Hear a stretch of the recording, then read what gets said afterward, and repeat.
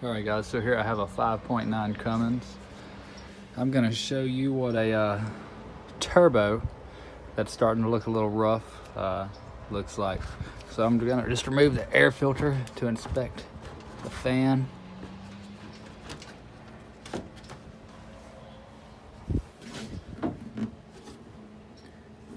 And as you can see, there are some chipped blades, and that is not a good sign. And these turbos, they spin at extremely high RPM, and that puts it out of balance, and before long bearings and leaks could start to happen.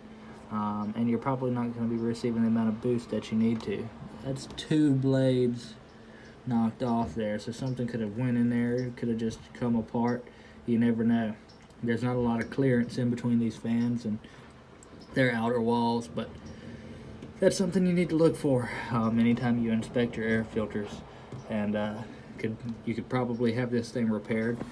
I see it separates right here from the exhaust side, and you could probably have a reputable shop rebuild that, or I don't know if there's anything pressed together. This could just unbolt, and it could just have a spline on the shaft that attaches there. I'm not too entirely sure, but that's a bad turbo fan.